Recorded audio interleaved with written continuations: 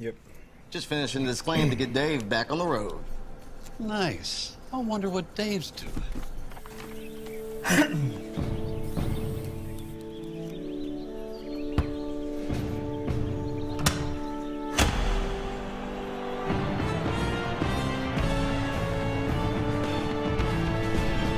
You do your thing.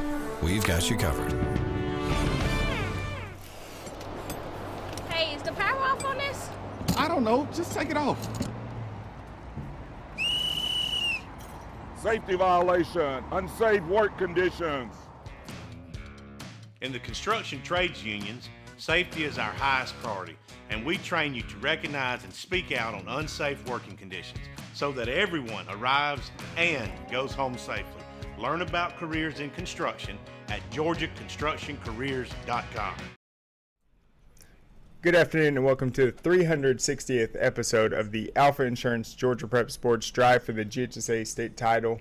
Today we got a jam-packed show. We're going to catch up with 3 different programs, hopefully, talk about last night's baseball results, maybe the NFL draft if we have some time, but nonetheless we'll get to learn a lot from these programs. It's going to be Phillip Jones of Brookwood. In the first slot, we got Mark Boytz from Harlem. They had a great season last year, and he's actually a Harlem alum. And then we got Daniel Dorsey, Hephzibah's head coach, in the last segment. They are also coming off a phenomenal season. But let's go ahead and catch up with Coach Jones. We got him ready to go. Hey, Coach, how's it going? Hey, Craig. Good to see you, man. Thanks for having me on. You bet. So, a question I've gotten a lot this offseason, people have been like, Craig, what do you think about Brookwood this season? What do you think about Brookwood compared to last season? And my answer is I felt like you guys were young last year. You guys had a big win over McEachern to start the season. I felt like this year you guys were going to be able to take that next step forward. So what do you think about this year's team just compared to last year? Well, I have a love and appreciation for every team, you know, despite the wins and losses. And I'm thankful for all those guys, especially the seniors that we lost. And a lot of really great kids. We had 13 of them that are going on to play at the next level. So we had a big signing class. But also very excited about our upcoming team. I think if you did watch our team last year, we played a great amount of sophomores and even 7 or 8 freshmen. And so we feel really good about those guys coming back, of course, and having that year of experience under their belt. If you follow high school football closely, college football, high school football just kind of ebbs and flows depending on kind of who you got, and so we've, when we have those years where we have a lot of really young talent, we play them, we get them experience, get them get their feet wet and get them in the fire, and they might make some mistakes, and we may not, it might not look good for our record, but we do feel like we're making an investment in our future. That's kind of where we were last year. Like I said, a weird year, only won 4 games, and each one of those 4 games we actually won on the last offensive possession of the game. So we were that close to having an even worse record, to be honest. But then, having said that, we beat McEachern, who was a region winner. We beat Carver Columbus, who was a state semifinalist in their classification, and finished the year with a walk-off win against South Gwinnett, our rival, who also had a really good year for them in the last game of the year. So that helped us get a little momentum going into our offseason. So we're thankful for that momentum, and we think we've carried it through. And, we're excited to get spring ball started and see where we're at. Yeah, you had a very difficult schedule last year. And going back to the opener, when I try to provide context of last year's season, you guys beat McEachern week 1. That was one of the 8 teams in 7A last year that won a region title. You're talking about Colquitt County, Carrollton, McEachern, Walton, Milton. I mean, these are powerhouses. So if you beat a region champion on your schedule, maybe you're a 5-win team, 4-team win, but it shows that you guys are right up there. Just need to adjust a few things this season. But what areas do you think have been able to take that next leap forward? What position groups? Because you guys were young at, I guess, the running back position last year, but what side of the ball is gaining more experience? Well, we've got 4 guys that have a significant amount of experience on our offensive line. We played 3 tight ends with consistency all year long, and all three of those guys are coming back. We lost a really valuable receiver at Lee Niles, so so the competition is going to be very open at wide receiver this spring for us. We've got a returning quarterback at C.J. Franklin who played at least half the reps for us last year. As you mentioned, our running back last year was a young one, but a special one. Braden Tyson's already received quite a bit of Power 4 offers, and he's just a freshman, but he's a 6'1", 215-pound freshman whose dad played in the NFL, and he seems destined for a big career in the future, not only with us but on the next level. Most of our front seven is returning. I think we lost one linebacker. Other than that, just the majority of our front seven is going to return, but we did lose our two safeties. Both of those guys are going on to play at Division I programs, so we got to replace them this spring. And really cool, we're bringing back our kicker, Caitlin Soroka, who was all Gwinnett County, and she the first female to ever make a Gwinnett County all-county team, and she was phenomenal for us last year, and we're thankful to have her back as well. Yes, she was. PATs, the onside kick, one of the best kickers to come through the county. So that was definitely well-deserved. We look forward to seeing her come through again this year. But I want to talk about defensively. Last year you guys played some explosive offenses, some teams that like to run the ball, air it out, some balanced teams like Walton. But what part of your defense do you feel like, besides like the front seven, is going to be able to really make it difficult for opponents to open up their playbook? Well, I mean, you hit it. I mean, our front seven is back. We've got we were young on the defensive line last year, but all those guys are back. They're bigger. They've worked extremely hard in the offseason to improve their mobility as well and strength. And so, and like I said, we just lost one linebacker. And so and he was an outside linebacker, so we've got our two inside guys back, and those are the ones that do most of the communication and kind of are the quarterbacks of the defense, so to speak, and both those guys back. And so we really feel like, we feel really good about our ability to pressure. We feel good about our ability to, force offenses to, hopefully we'll be a little better against the run and force them into situations where they don't, aren't necessarily comfortable throwing the ball. And even then we feel like we're going to get good pressure. Kind of like I mentioned earlier, I think our secondary is where we're going to need the most work. We feel good about our guys coming back there, but they've got the least amount of experience. So looking forward to this spring, see how those guys have developed. Like I said, we got a lot of guys that were young and we're good football players, but just weren't quite ready last year. So we'll line it up this spring and see how they are, and keep developing them through the summer, and we just hopefully we'll be better. Yep, and Coach, you got Braden Tyson coming back for his sophomore season. We saw what he did last year. Talk about the quarterback position, how it stands heading into spring, and then maybe how open the wide receiver position battle is going to be for you guys. Well, at quarterback, we have C.J. Franklin coming back, who started the majority of our games last year. C.J. is he's a 6'1", about 205-pound quarterback for us that throws a really good ball, has some good mobility, and has a good amount of experience for us as well. So he's got a year under his belt in the system, is comfortable with it.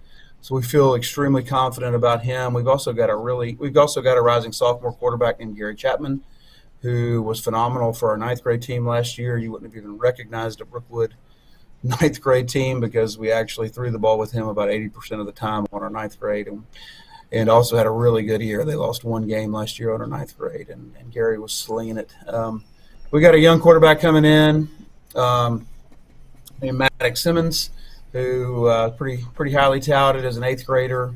And so also with that, we've got a couple of guys named Will Hagelgen and Ashton DeFreitas, who've done well for us, been good kids in our program. And, so we're excited about the whole position coming back. And at wide receiver, we don't have a whole lot coming back. We've got Like I said, Lee Niles was phenomenal for us last year. He's going to Georgia Military, and so we've got, but we've got some guys who will challenge at the position. I mentioned Will Hagelgen already.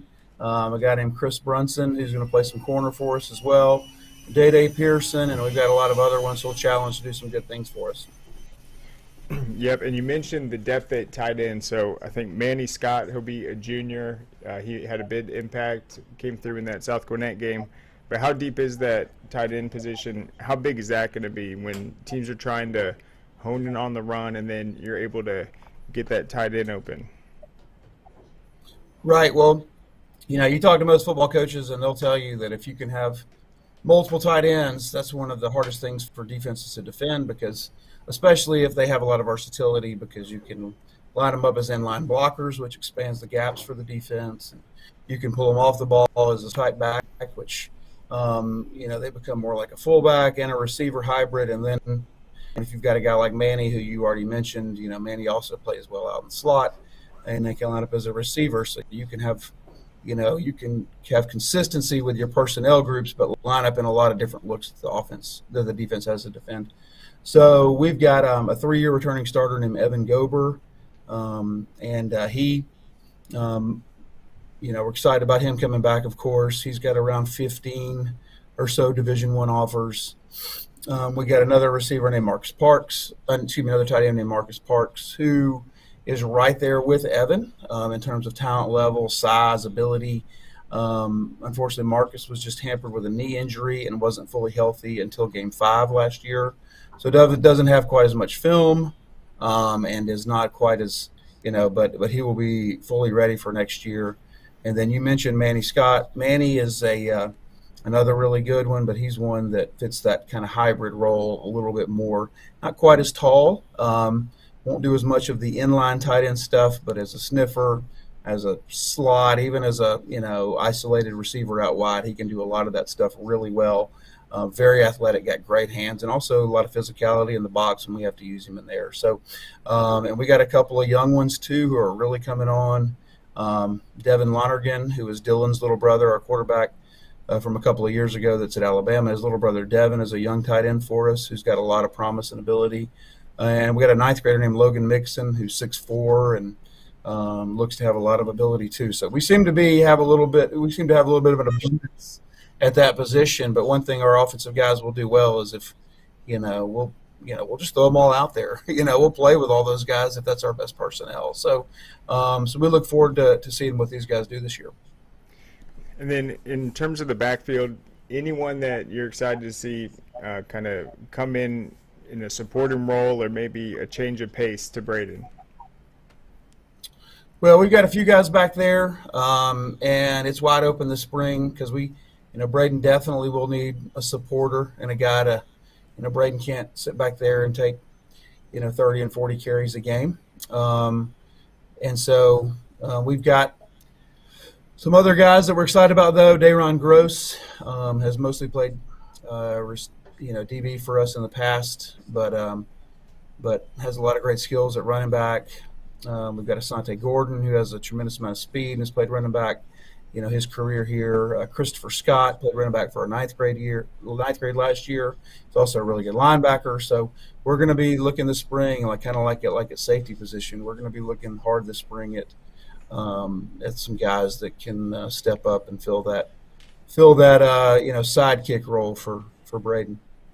Yep, and then Coach, last questions. One, how physical do you think this team can be? You've coached a lot of Brookwood teams. Gwinnett football is synonymous with physicality, so is Brookwood. And then who are you guys going to scrimmage before the season starts? Well, they better be physical. It's definitely one of our biggest points of emphasis, not just as a program, to be honest with you, in terms of being a more disciplined, more accountable, and more physical football team. So we've emphasized this entire offseason, and we will certainly emphasize that next week when we get on the pads. But I think so much goes into being physical, and it's not just football practice. It's a mentality. And we've been trying to build that this offseason for sure. But we're going to have to be. We're not going to be, there's going to be a lot of teams in Gwinnett that'll surpass us in pure athleticism or football talent. But so we're going to have to overcome that with physicality, with being great fundamentally, and just being connected and having a common purpose as a team. So as far as scrimmage goes, we are not scrimmaging anybody else this spring. We are going to do an inter squad this spring so we can really get a good evaluation of everybody all the way to the end of our spring ball. But we will scrimmage Paulding County at home the Thursday.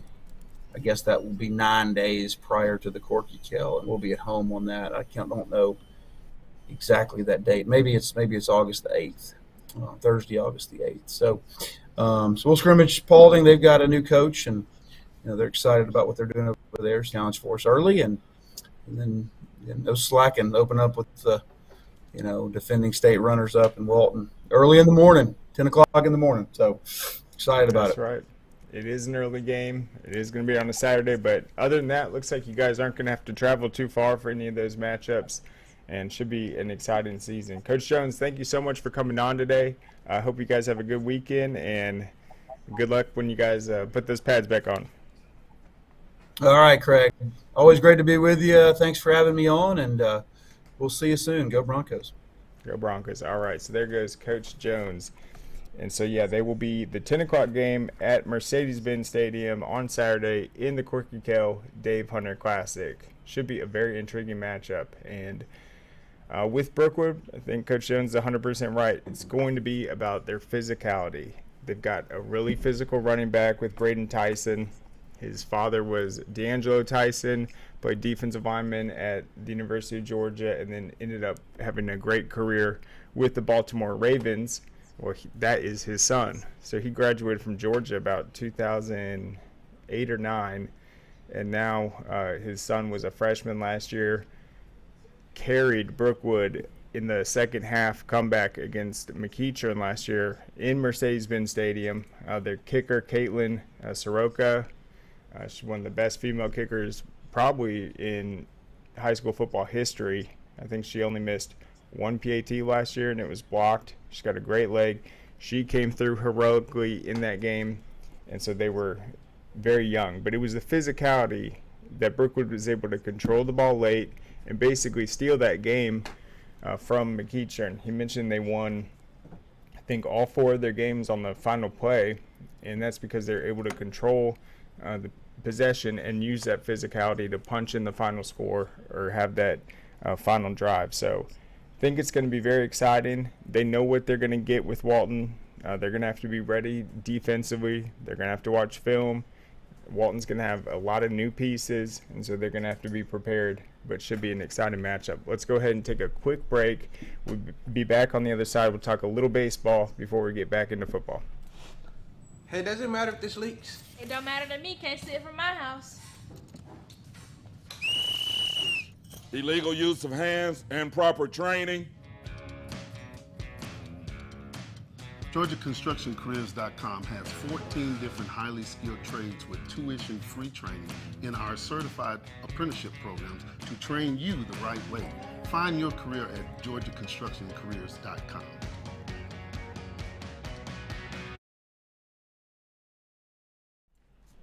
All right, welcome back. So last night was the second half of the baseball first round matchups, and it was 7A, Class 6A, 4A, and Class 2A. And then all the game 3s will be tonight.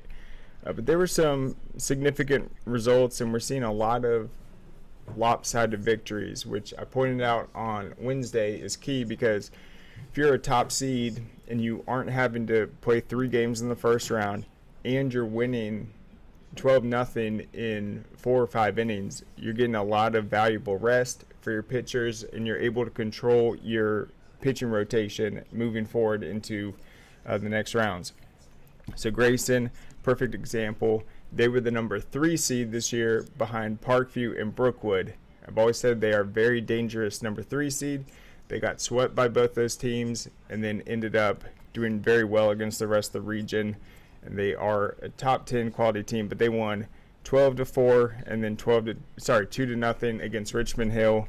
a big-time victory, and they actually had to go on the road all the way down to Richmond Hill for that. So that was a big victory.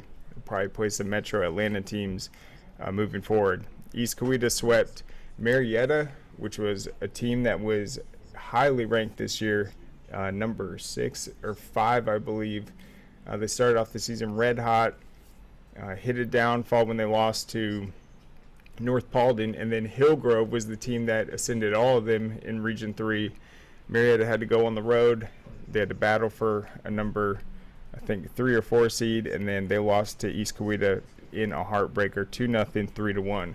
For Forsyth Central, the team that I thought this was the toughest region all of Class 7A this year, that was Region 6. You had Lambert, Milton, Forsyth Central, West Forsyth, and Denmark, and only 4 of them made the playoffs. I believe they swept, off to double check, but Forsyth Central dominated Norcross last night, 10-0, 9-2. Walton, they've had a phenomenal year. They beat a tough Mountain View team, 1-0, 5-1. Walton will be wearing that number 1 seed into the nenext round. Brookwood swept Colquitt County at home yesterday. They're number 2 seed behind Parkview, and that was a 6-5, 5-1 victory. Very critical for them to get that series completed in 2 games. Hillgrove, who we mentioned was the hottest team out of Region 3, they swept Westlake 7-5, 6-0. West Forsyth, another team out of that stacked Region 6, they swept Peachtree Ridge 8-2, 5-1. Buford, one of the few teams that has beaten Parkview this year, and they've had a phenomenal run. They're number 4 heading into the playoffs. They swept Kennesaw Mountain. Cherokee and Mill Creek split. I thought this was interesting. Cherokee and Mill Creek actually have both been number 10 in the poll in the last 2 weeks. I kept Mill Creek at number 10, and I believe the Prep Baseball Report kept Cherokee at number 10. But they split. It was 3-1 Cherokee game 1, 15-12 Mill Creek game 2. So Mill Creek, season on the line. They're going back and forth. They win a shootout. And then today it will be Cherokee at Mill Creek game 3, starting at 5 o'clock in just a few hours. All right, North Gwinnett, the number 3 ranked team in all of 7A. They beat a tough Lambert team, 9-5, 11-5, big-time victory. North Paulding, after earning the number 2 seed behind Hillgrove, they looked back to form, 11-1, 14-3 win over Campbell. Parkview, last year's state runner-up, one of the highest-ranked teams in the nation, swept Camden County 10-0, 13-0. North Cobb and Decula split 6-4, 10-6. That game will be tonight at 6 o'clock. And then South Forsyth, another team for that Region 6, they also won their matchup 10-2 and 19-0 over Duluth. Carrollton and Harrison, they split their series. Carrollton won 3-2 game 1, and then Harrison returned the favor with a 4-3 win game 2. And then finally, defending state champion Lowndes defeated Newton, who I believe was making their first playoff appearance. They earned the spot over Archer and South Gwinnett. They actually had a win over Parkview this year and a win over Grayson. They had a phenomenal year, but they fall to Lowndes 14-4 and then 14-0. So that is it for the 7A. Do we have Coach? Perfect. So we're going to pause at 7A. We're going to go ahead and catch up with Harlem's coach, Mark Boyds. How's it going, Coach? Can you hear me? Yes, sir. Can you hear me? Yes. Thank you so much for coming on. So we just got done talking to Brookwood. We're going to have Hephzibah on later on. But looking at your season last year, and I believe you're heading into year 5, looks like Harlem, this program's really in a good place. So talk about just the excitement this offseason and the opportunity for you guys this year. Yeah, it's been exciting. The past 2 years have been really special. A couple years ago, winning 10 games in a season for the first time ever, first region championship in 1974, first ever state playoff win. And then last year, runner-up in the region, tough region championship game against Morgan County. Lost in the first round against Thomasville, a really close back and forth game. So things are looking up. We've got a lot of guys returning, and we've got guys that are looking to make an impact. We've had a great offseason so far, and we're starting spring practice today, and excited to get back on the field. That's right. And then it looks like you will be replacing your quarterback, Ethan Evangelista. I hope I'm saying that right, but I mean, he obviously had a great career for you guys. Talk a little bit about what he was able to do over the last few seasons to help fuel an offense that I believe was the highest scoring in school history. Yeah, for sure. You know, we knew we had graduated a lot of guys on defense from the year before, and we knew our offensive production was going to have to increase for us to be successful. Unfortunately, he did. Ethan Evangelista was a great quarterback for us. He was able to extend play legs, had a lot of weapons around him. We did a lot of quarterback design runs with him. We're fortunate that we've got several quarterbacks for his previous job over the next few weeks and over the summer. So we're blessed there, and we're hoping to put a good group around him. Yep, and talk about some of those quarterbacks. It looks like Giovanni Arroyo. Who else? Will Holder. How deep is this quarterback battle going to be? We've got three guys that'll be competing for the spot. Giovanni Arroyo will be one. He is a rising senior. Played a pretty good bit last year. He kind of a role quarterback for us throughout the game. He's a bigger body, so we had some quarterback design power runs with him, especially at the goal line. So he has, several rushing touchdowns as far as statistics last year. That was just kind of his job for us, but he gained a lot of experience through that and through practice. We have another rising senior as well, Brent Coleman, who's just a program kid. He's been with us 3 years. Or it's about what we like to do, knows what's expected. And then we have a rising junior as well, our starting quarterback from JV last year, Mercer Barton, who's got great potential, great upside. So all three of those guys will be competing for our quarterback. And Coach, I believe I've read that you actually went to Harlem. I don't know what year you graduated, but talk about the just overall community. And I know you guys are fantastic at baseball and all these other sports, but talk about what football means to Harlem. I graduated in 2006. I think the season would have been the season of 2005. We won 6 games, didn't make the playoffs. I never made the playoffs as a player. We didn't make the playoffs. My coach, Bill, I'd already been coaching for, I think, 11, 12 years before we made the playoffs for the first time since I've been here. And so just to kind of build on that and to find some success has been huge. Our atmosphere right here is unlike anything.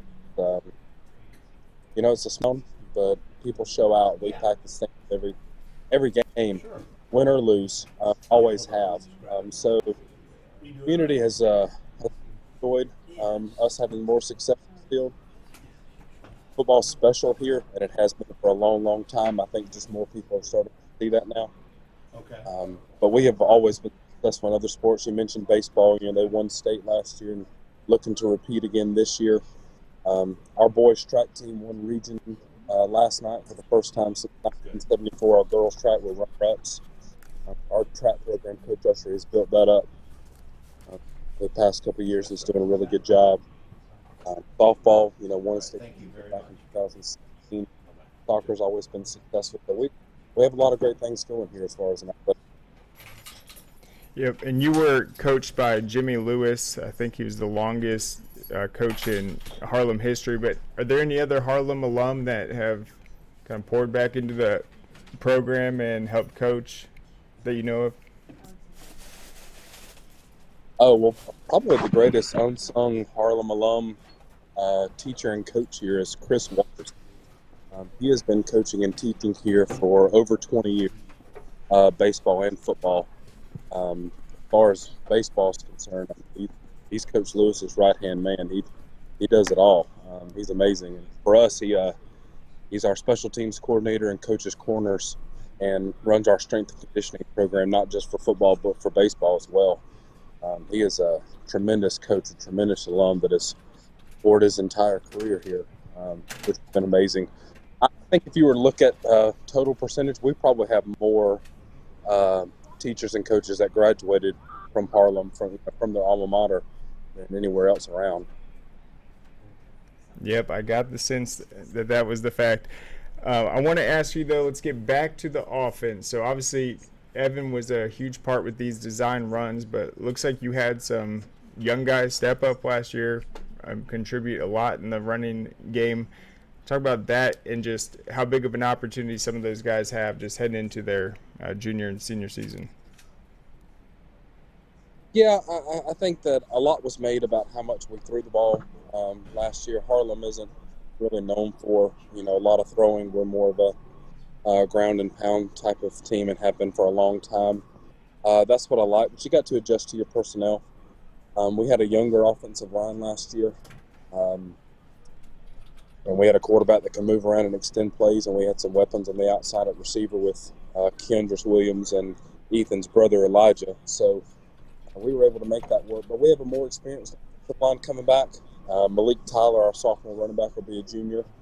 We've got some other guys that can run the ball as well. So not saying we'll run it more balanced and be more productive offensively overall. Yes, and you guys were pretty balanced last year, but I mean, as much success you guys had passing the ball, the run game was also way up there, close to 172 yards per game. What excites you, though, about this year's defense, some of these new guys, and do you feel like it's going to have a different look or kind of a different overall makeup this year? I think our overall makeup will be pretty much the same. I think we've got guys that are anxious to fill some of the shoes left by our graduating seniors, which is exciting. We're returning 8 starters on defense. That's always good. So looking to build on that side of the ball, especially offensively. We're graduating our quarterback and top 2 receivers and offensive linemen, but we feel like we've got some young guys that are ready to step in and to be even more productive. So, I mean, we're obviously looking forward to that.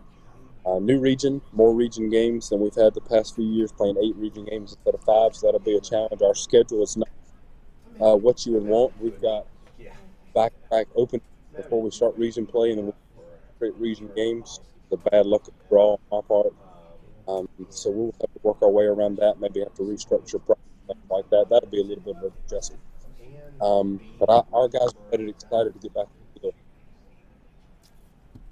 That's right. So I think it broke up a little bit, but what I think you said, you have 2 non-region, then back-to-back buys, and then 8 straight games, which is very rare. And as you said, it's not the ideal placement you'd want your buys. No, it's not. It's kind of, you're trying to schedule non-region games while you're waiting on regions to be finalized by GHSA, and that happens. And everybody kind of wants an open week before you start to play. And when we met as a region crew for our football school, like I said, just lucky draw, we drew open week number 1 for first week of region, which gives us back-to-back open weeks and then 8 region games. So not ideal. But I think we have enough depth, and our guys have plenty of character and will. I think with some restructuring on my part and the coach's part, we'll be able to make it work. Right, but yeah, that probably is going to be a big difference because you really want to see a bunch of different guys get involved in those first 2 games, and then you're going to have the 2 weeks. So I guess it'll just be about reps. So on that subject, who do you guys get to scrimmage before the season gets kicked off? We'll be scrimmaging Grovetown again. Okay. And will that be We've- a so they're, spring or fall? I'm sorry? Is that going to be a spring or fall scrimmage? No, that'll be a fall scrimmage. Our spring scrimmage is inter-squad. We just scrimmage ourselves for spring. Gotcha. And then in terms of the region, I know you guys lost Morgan County, but who are the newcomers? Is it going to be, I guess, Baldwin, Aquinas? Who else this year?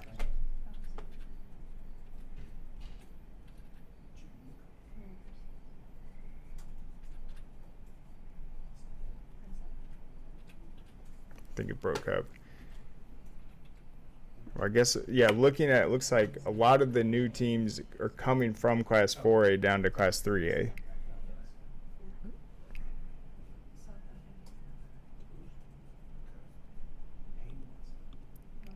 think we've lost them. You see a second coach trying to come on, maybe?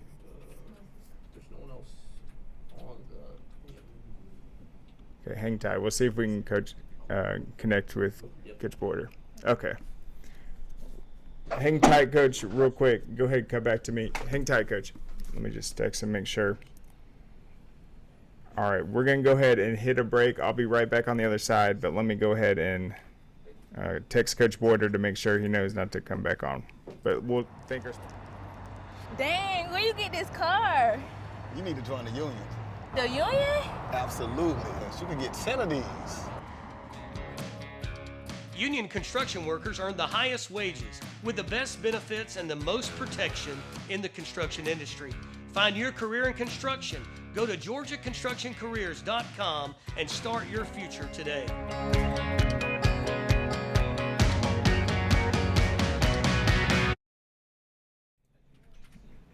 All right, welcome back, guys. Sorry about that. So, Coach Porter, I let him know.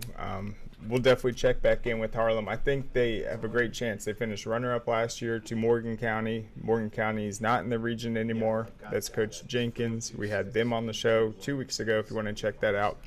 But they're going to be back in the same region with the Hephzibah Rebels and Coach Daniel Dorsey. And we've got them on right now to talk about this year's squad. Yes, sir. Thank you so much for coming on, Coach. How's the offseason been going? Oh, it's been going, man. Had a lot of kids, playing different sports and everything else. Been putting a lot of work in the weight room, off-season conditioning. So, kind of ready for spring to get started in a couple of weeks. That's right. And we just had Coach Porter on. You guys will be in the same region. He's at Harlem. He's heading to his fifth season at his school. You're heading into your fifth season as well. So, what's been the biggest area of growth you've seen just in terms of the program? So the biggest part of the program I've kind of seen in these last 4 years is just kind of growth as a team. Them kind of coming together and actually working together, willing to put in the extra work that it takes to be successful. There's always been a lot of talent at this school, but over the last couple of years, I've really seen them kind of hone that focus of not just being talented, but all the little intricate things it takes to be successful and doing that extra work. That's right. And so this will be your 70th all-time season as a school, and then you guys have an opportunity to make the playoffs for the third straight season for the first time in school history. So, I mean, does this year's team, do you feel like they have the confidence to really be that special team that's able to really help put you guys on the map and build off of what you guys have already accomplished? Yes, sir. I think building the team chemistry over the last couple of years and the guy in to the team first mentality has kind of led to this success that we've had. Because once again, like I said, it's never been a talent. It's all about coming together as a team. And I think the guys that we have coming back from the previous teams, kind of understand the leadership that it needs, or the leadership needed to be successful. And so I'm looking for those guys to kind of step up and take over some of those roles that weren't necessarily, or those shoes that we're looking to fill at this point. That's right. And then Talk about this year's schedule and the 2 non-region games you guys are going to have before this region gets kicked off. I got you. So this year's schedule, the region grew. It went from, I believe, 6 teams to now it is 9 teams. So we have a 8-game region schedule. So I'm looking forward to the region. I think the region pretty evenly, even across the board. In our non-region schedule, we actually kick off the season with Washington Wilkes.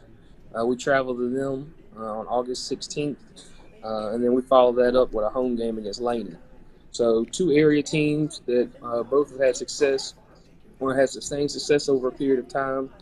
I think they'll help kind of prepare us as we get ready for region play. That's right. And so I'd like to ask the coaches, it looks like you guys aren't going to have to travel too much on the schedule. How does it compare to last season just in terms of the road trips and amount of mileage? Well, actually, the region, it got wider. But Morgan County, the furthest outlier in the region. Now, West Lawrence and Howard kind of extend the travel time for the teams traveling the region. So it's going to be different. It's going to be a depth. We try to do a lot of travel throughout the summer and stuff just to kind of get prepared of being on the road, playing the home. Yeah, the region is all over the place. It's funny. We had New Hampstead on the show on Wednesday, and that's in the Savannah area. They've got Warner Robins and Perry on their schedule, and Coach Hawkman was talking about a 2.5-hour drive that's going to be for a region game. So we're seeing that across the board with a lot of these region matchups. But I think it's a challenging region, but also one that you guys have to feel confident. You guys can go out there. You got 8 opportunities to come away with home field advantage. So we talked about 2 straight playoff appearances. Now you're going for your 3rd. What do you think your team took away from these last 2 playoff appearances? Well, like I said, it's kind of been a process, kind of getting to this point. And one of the things kind of implemented when I first got here was making sure that we put the best 11, regardless of classification, on the field. And if we have young guys that we feel, can benefit, give them early reps so that, when we do have a large turnover or a large senior class, those guys can kind of come in and be prepared. So on this up year coming squad, we've got, I believe it's like 5 or 6. They're 4-year starters. Maybe at the same position, but they've been starting for over, since they were freshmen. And then we've got some juniors kind of in the same boat. And then we had some freshmen last year. They got some starts and some experience. So just kind of building the culture so that it's not like a big drop-off and just having people prepared to come in and fill those shoes. That's right. And what are you expecting from your quarterback, J.J. Gant, heading into his senior year? And what impressed you about his play last year? So, J.J., I'm looking for him to take another step up. He stepped into the starting role last year. He filled the shoes and he did everything that was expected of him. And I think even a little bit more. This year, I'm hoping that he kind of takes command and takes lead. And once again, just exemplifying what it takes to be successful. Not just vocally, but actually showing them, the hard work that it takes in the weight room and on the field and during practice to continue to put up those good numbers and be successful. Yep, and you've talked about your willingness to just play the best 11. Doesn't matter what grade they are, but when you have a quarterback like JJ heading into his senior season, he's obviously going to be looked up to as a leader. How close-knit do you feel like this year's team is, and how big of a strength can that be just heading into this season? This team is really tight. We preach the whole family. Kind of just a side note, Hephzibah, before it was named Hephzibah, was Brothersville. That was the actual name of the school. So we've kind of taken that name and applied it to football, and we call ourselves Brothersville because it's a village of brothers, that have each other's back, and willing to go to war each Friday night. Gotcha. All right. So that is important to note. So I mentioned that this was the 70th season of your program. Does that remain the same? Yes, sir. It is. Okay. It's Team 70. Team 70. All right. And then talk about this spring. You said you had a lot of multi-sport athletes, but what's the biggest thing you're looking for just with the evaluation process at some of these positions? So right now we're just, spring is a kind of a chance for us to evaluate those returning players and those players that want to have a chance to come and join the team. So we kind of have an idea already of what some kids can do, but it's also a chance for us to kind of maybe try some new positions or some new things, some new schemes, just to see how it flows, with the team. And just build off of that. So really it's going to be important, the basics, of the culture, the basics of the offense, defense, and, all the little minute things. And then taking that information, reviewing it before we start summer workouts, and then continuing to build off of it as we get ready for the season. That's right. And so you have a lot of guys that are multi-sport athletes, but do you feel like they started playing football and baseball at the same time, or have you been able to kind of roam the hallways a bit and get some of the athletes to come over and help with the football team? Yes, sir. One thing I try to push, the football players to go play other sports as well, because I feel like if you can help another team, like you're helping the school, and helping the school only brings more notoriety, and recognition, and then opportunities on the next level.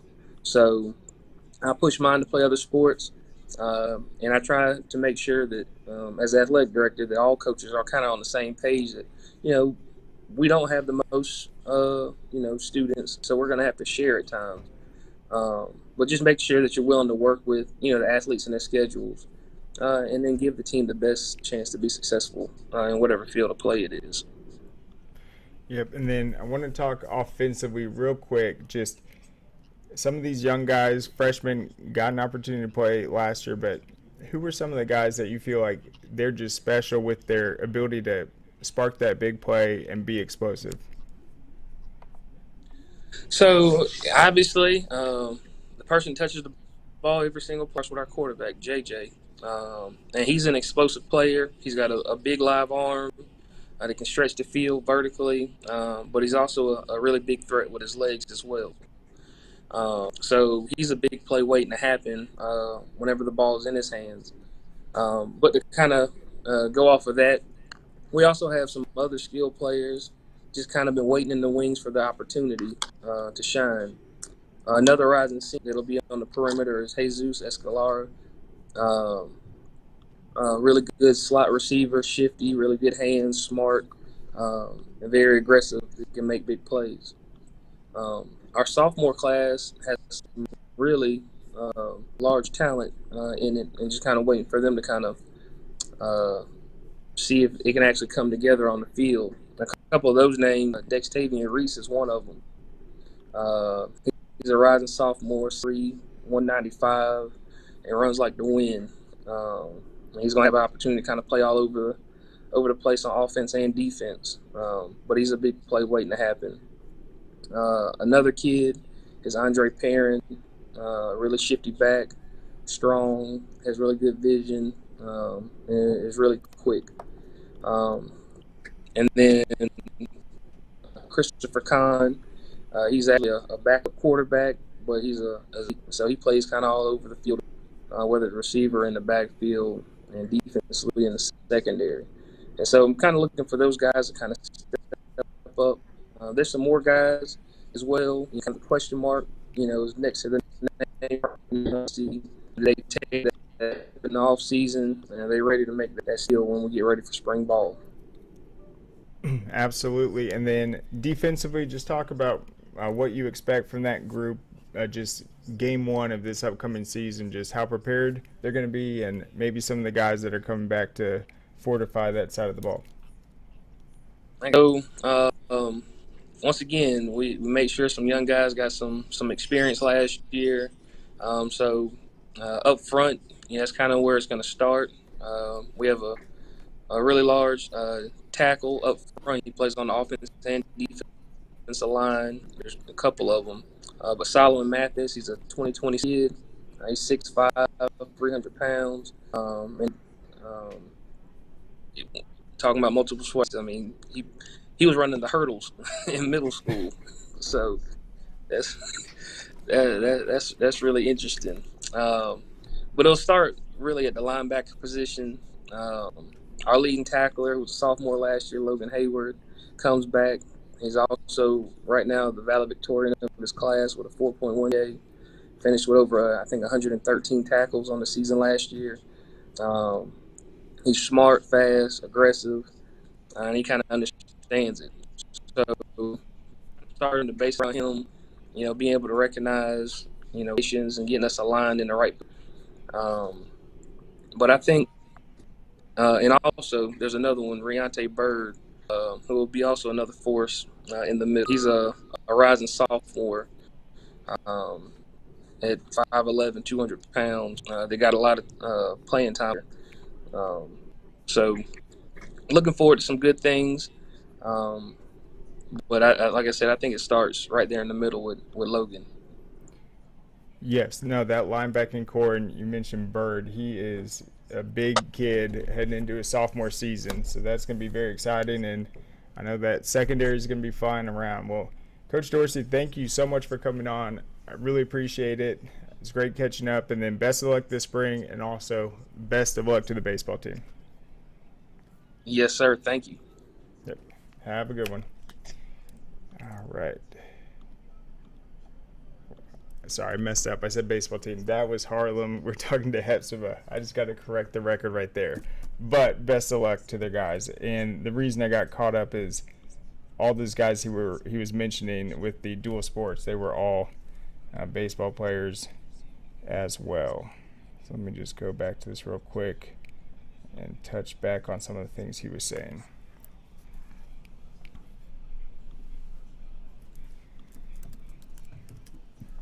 And with them, they made the playoffs the last two seasons, but they lost some tough games. I believe last year was to Crisp County, but I mean, they played in Class 3A.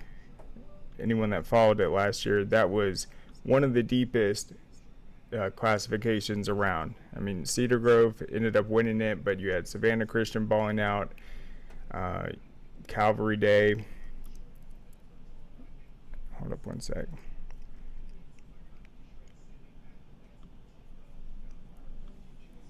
Who is he mentioning? Okay, so Riante Bird, he's going to be the freshman linebacker, and he is teaming up with, that is Hayward, Logan Hayward, who had a team high 113 tackles last season. And Logan Hayward is the third baseman for Hephzibah, not Harlem. And also the valedictorian. So, yeah, just wanted to correct the record on that. All right, so let's look real quick before we close the show out. A couple more baseball results from last night.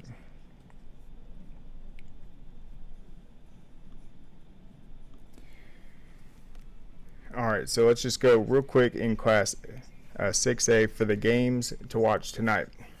All right, so you got, or this afternoon, Allatoona and Pope. Cobb County matchup. This will be, I believe, at Pope tonight at 6 o'clock. Allatoona took game one 9-2. Pope bounced back with a 6-1 victory. All right, the other matchup tonight, East Paulding against number 1 seed Appalachia. East Paulding won game one 6-4. Appalachia 15-3. And then on the other side of the bracket, there's only one matchup. It's going to be Habersham Central and South Paulding. That'll be at 6 o'clock. The teams that advanced, Houston County and Evans, they'll play each other. You got Lassiter. They upset River Ridge on the road. They're going to play Noonan, which is all the way up at number 4. They've been one of the best teams in all of 6A. Up there with the BTs and Marist. You're going to have North Forsyth and BT, Glen Academy and Marist, the top 10 matchup. Number 1 seed Etowah awaits that Habersham South Paulding game, and then you got Brunswick and Tift County, a really interesting matchup right there. Brunswick's sitting at number 9. Tift County actually won the region over defending state champion Houston County, despite losing that series 2-1. They ended up having more wins and winning, I believe, via total runs scored. All right, in Class 4A, let's just look at the matchups tonight. We're going to have Troup County against Shaw at 6 o'clock, Islands and West Lawrence at 5:30. The winners of those matchups will play. Holy Innocents and Lovett advanced. You got LaGrange playing Wayne County, Cedartown playing Cherokee Bluff. Pace Academy and Seconder are going to play today at 6 o'clock. Seconder's out of that loaded Region 8. They're trying to make history as a new program. They've been phenomenal this season. You got Heritage Catoosa beating Southwest DeKalb. Benedictine and Stars Mill are going to square off. And then it's North Oconee, the defending state champs, against Westminster. And then Perry, they've had a historic season, but they split with Southeast Bullock. They're going to play Game 3 today at 5:30. The winner will take on Whitewater. And then we will look at 2A before we close this thing out. Worth County ended up getting a number 2 seed, but I've said they look like one of the dark horses in Class 2A this season. They've been phenomenal. They swept Putnam County round 1. Brantley County, they're number 4 seed, but they've actually had a really successful season. I think they beat, who was that? They beat one of the highest ranked teams. It might have even been Houston County, someone way up there in a higher classification. So don't sleep on them. They swept Ace Charter. You got Mount Perrin, the number 2 ranked team, is going to play Redan. Redan's been really good this year. I think they're at 24-3 overall. At one point, they had a 21-game win streak. They've only lost 1 game in their last 23. They're the real deal. They swept Fellowship Christian last night. Now it's going to be Mount Perrin against Redan. That's number 2 versus number 3. All right, Cook swept Thompson on the road last night. They're going to play Appling County. Appling County beat Southwest 11-1, 16-0. They are a top 10 team as well. They've been battle tested. You're going to have Walker and Model are playing today at 5 o'clock. The winner will take on Banks County. Providence Christian defeated Landmark Christian 15-0, and then I can't read it, but I think it was 1-0. And then Rockmart swept Drew Charter. Toombs County cruised past Jordan 16-1, 13-0. Washington County, they split with Dodge County. They won 10-1 and then lost 4-1. And then you're going to have Callaway facing the winner of Fannin County and North Cobb Christian. It's probably the biggest surprise so far. North Cobb Christian's ranked number 1. They've been as high as number 12 nationally, and they split with number 4 seed Fannin County.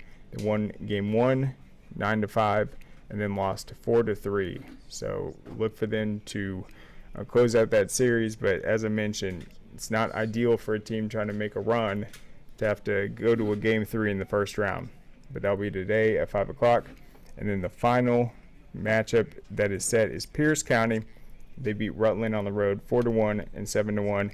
And then Jeff Davis, that is a team that opened the season 0-7. Every single one of those losses was a 1-run game, and now they've won 21 straight. They swept Westside Augusta 13-3 and 19-0. And that 20-game win streak includes a win over Houston County, who they lost to in their season opener. So definitely watch out for Jeff Davis. They're on a tear after that 0-7 start. But that is all we have for today. I want to thank our guests for coming on. Be sure to go to scoreatl.com, check the scoreboard. Last night was huge with soccer. Tonight's going to be big with lacrosse. We got some top matchups. The Walton boys are going to be tested. They had a bye in the first round, so that will be set tonight. The game 3s for baseball, and then we've got much more coverage there. I did not get to talk about the draft today, but we will definitely talk about it next Tuesday on Underrated and Overlooked. I'm sure there's all sorts of takes on that. We'll see if there's any other crazy decisions and outcomes in the coming days. But I want to thank everyone once again for coming on, and happy birthday, Casey, to my sister. I hope you have a good one, and we are happy that you are back in Atlanta to celebrate. So thank you so much. We'll see you then. What you doing? Hey, just finishing this claim to get Dave back on the road. Nice. I wonder what Dave's doing.